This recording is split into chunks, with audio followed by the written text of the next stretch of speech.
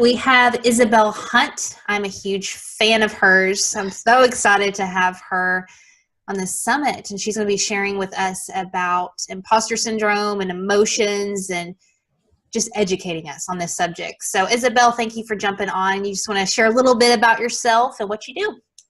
Thank you so much for having me. And I will just send that right back at you because, well, you know, I love you. All right. Yes. So as you've said, my name is Isabel Hunt. I'm a certified transformation coach, emotions clearing practitioner, speaker, author of the book, The Power of Faith-Driven Success. I do too much, can you tell? The Power of Faith-Driven Success. And just recently, Amazon best-selling co-author of the book Unscripted, How Women Thrive in Life, Business, and Relationships. Congrats. I didn't know that. Thank you.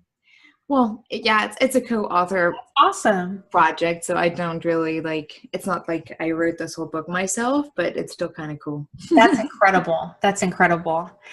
Awesome. Well, I'm really excited to get your insight on this. I would just love your definition. When you hear imposter syndrome, what does that mean to you?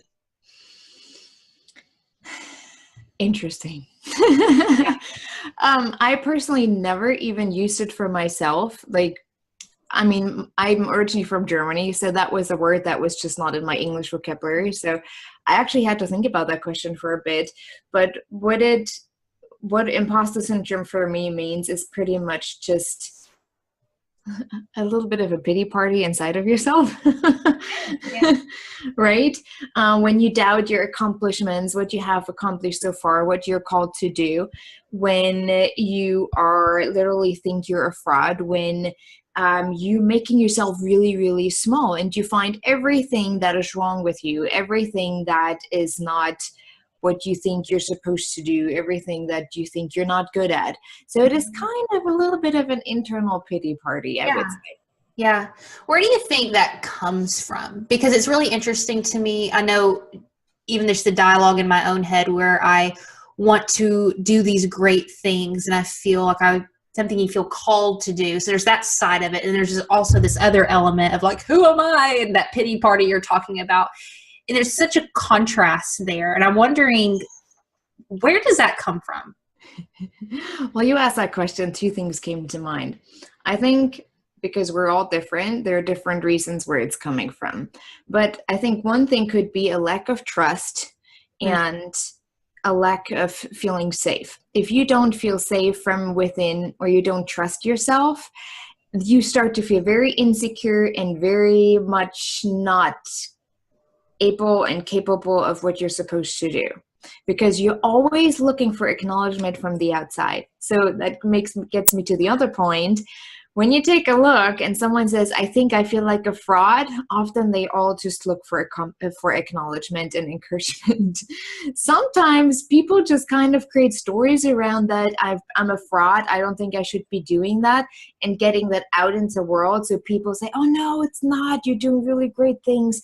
So actually internally, if they're really, really honest with themselves, I can't talk today, with themselves, it's more about tell me that I'm good at getting that need met of acknowledgement. Wow. Okay. So I knew this was going to happen with you. I told her before this started, I'm we're probably going to go off script because I have these questions, but I just can't help it. So straight up real story. This is probably too much information. I had a really rough morning and I was in the shower and I was asking myself, or asking God. Sometimes I get confused. Who am I asking? I'm just asking this question out into the universe. I'm like, what is happening with me right now? Where is this insecurity coming from? And what popped it was a form of imposter syndrome. And I heard really clearly, you don't feel safe right now. And you just said that. It's a safety thing. It is. Wow. Everything you experience in life, every time you doubt your calling or your purpose or the path that you're on, it is always about that internal insecurity and not feeling safe. I've learned that my coach was trimming that into me because I mean, how often did I get to that point? And trust me, this morning wasn't pretty either for me. So we have something in common right there. This week has been rough in general. Maybe it's because of the detox that I'm going through. I don't know. So detox is my thoughts too. everything that comes out. Yeah. But I really think the root of that self-doubt and insecurity is the safety within. And the thing is, when most people start, like you hear most people talk about fraud and having that imposter syndrome, where I feel like I shouldn't be doing that, I don't have the knowledge. Usually you hear that a lot from people who started just out, like if they started a business or started to play a bigger game. And so they're looking for that safety and that trust from outside instead of internally. A lot of people who feel that way haven't fully done the work internally. God, that's so good. So can you share with us a time, or have you ever felt that before, and how did you handle it? Oh no, I never do. Never. Why would you think that? Well, I've been doing my work for about 6 years now, and I think the one time that really comes to mind is when I first had my first speaking engagement at Ball State. Ball State is a big deal because it's a big university and you want to show off because it looks good on your website. Mm-hmm. And so I forgot even what I was talking about there back then because it's been a few years now. And I was talking about like the DISC profile and something and how they can create a better environment for their staff and all those things. And I heard one of the feedback from people that said, if she's not even a strong D, which is the dominant people, why is she even allowed to speak in front of us when we're mostly all strong Ds and very dominant personalities? Because I'm more of a, like, I don't know what I'm at now because of all the growth that I've done, but I was more of a CS personality, and I told them that. And the first reaction was, well, what makes you believe that you can stand in front of us as a CS in front of a whole bunch of Ds? And I was like, oh, maybe I shouldn't do this work. Like I literally went home after that crying, like maybe I'm not supposed to do this work. Maybe I'm really a fraud. Maybe I just thought I was supposed to do that. And it's not. Like, I mean, I got positive feedback too, but that didn't really matter in that moment because that negative kind of stuck to me. So that was the one that really hurt me, that came to mind immediately. And sometimes it still comes through, where when I have a situation where I get some criticism, this specific person comes to mind. So, So how do you handle that when that person comes to your mind now? Now that I have a lot of awareness, I mean, I am in the field of personal awareness and personal development and spirituality. So now when that comes up, I am forgiving this person. I literally put this person in front of me and say, I forgive you, and I forgive myself for believing what you just said about me. Because in the end, it wasn't about me, it was about you. Maybe something that I said triggered you, but he didn't stay. If he wanted to give criticism or feedback, he should have done that in a way that is not a personal attack. Mm-hmm. He attacked me personally because that wasn't the only thing he said. But now when that really shows up for me, and the trigger shows up, I forgive myself and I forgive him. That's powerful. I wouldn't even thought of that, but wow, forgiveness. Couple questions left. What are some day-to-day actionable steps that we can take to overcome fear? Not overcome fear. You know my take on that. Actually invite fear in, because fear is nothing bad. We have created an emotional system in our society, and you know me, I love to teach, coach, and speak on the topic of emotions. We have created a system that is good or bad.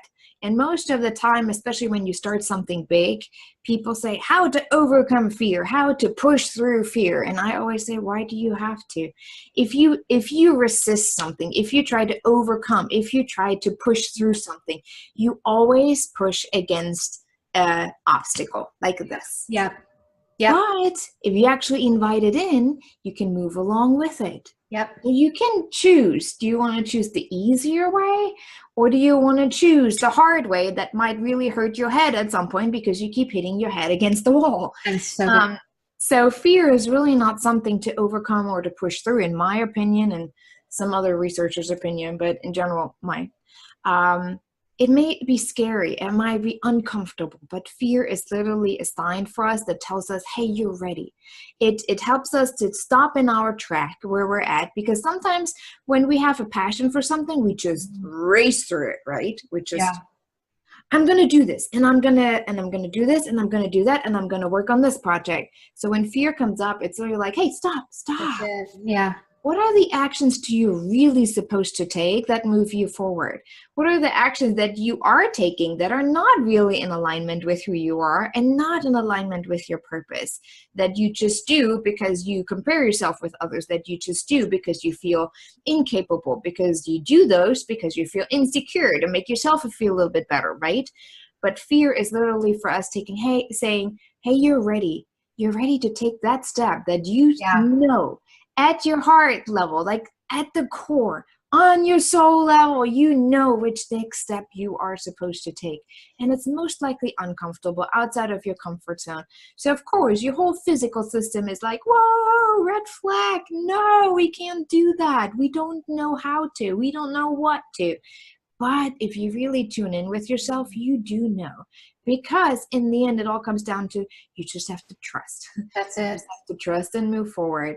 And so reflecting questions, like I think day to day things that you can do is reflect. Yeah. What is it really that shows up? Why am I experiencing that? What, again, when fear is there, what step am I not taking? What actions am I not taking? Where am I not in alignment with myself? And to get to that point, it does take work on yourself. That's it. Then you don't have that imposter syndrome because you are very much confident about your path and you don't have to compare yourself. I think imposter syndrome usually shows up when we compare ourselves. That's it. Mm-hmm. Yeah. That's so good. For our last question, where can people find you online? And you have an awesome course. I'm going through it right now. It's incredible, on emotions. Just tell us a little bit about how people can connect with you. Yes. Well, first of all, the first address to go to is my website, isabelhunt.com, HUNDT.com, where you can find more information about what I do, what my mission is about me, and all the fun stuff, because I like to keep it all in one place. But the course that you talked about, I recently launched it, and I'm actually really proud of it. It's called The Empowered Warrior, a simple guide to successfully navigating your emotional world. It's 9 modules, so we're keeping it bite-sized. The videos are between 20 and 25 minutes most of the time, and then you have a cheat sheet with reflective questions. So when you pay attention, you feel fear, for example, you can take that cheat sheet out. It's like, okay, let's reflect on this. What are the questions that I can ask myself? And when you do that on a regular basis, your emotional roller coaster is no longer a roller coaster, but a journey to moving forward. And I think that's why this course is so powerful. It's simple. It's part of your routine. It's not necessarily additional crazy work to do because we're all busy, right? Mm-hmm. But yeah, for those who are actually interested, and I just recently set that up. If anyone is interested in signing up, remember this. If you listen to this summit, you can sign up with a discount code, and it's Awesome. 30% off. So the code is TEW, the Empowered Warrior, so TEW30. If you type that into the coupon code, you get 30% off the course. And for those who listen, Awesome. I want to say as a gift, but it's not really a gift because it's not free. But something that might encourage you to sign up for it, but not for my sake, but for your sake. Yeah, definitely. If it can help you to not have this imposter syndrome and not feel like a fraud because you understand what's going on inside of you and where you're coming from. Absolutely. I definitely recommend it. Definitely. Last question. Do you believe that it is important for people to do things that they feel unqualified to do? Why or why not? Doesn't the Bible say that God calls the unqualified to qualify them? I need a white hanky. That's right. I'm sure you heard that many times now. But I really think, there's so many times where I think about, I'm not qualified for this. I think I need to study more. I think I need to do more, and I need to talk more about the topic too. I need to get more certified to be qualified. But if we really do what is on our heart, that serves a greater good. It is always about serving a greater good, not just your own pockets, not just your own family, not just your own home. It really is about serving a greater good, and that could be just your community. It doesn't mean that you have to be on a stage of thousands of people, but if it's on your heart, then you know you're already qualified. Boom. Mic drop. Summit's over right there. That's so good.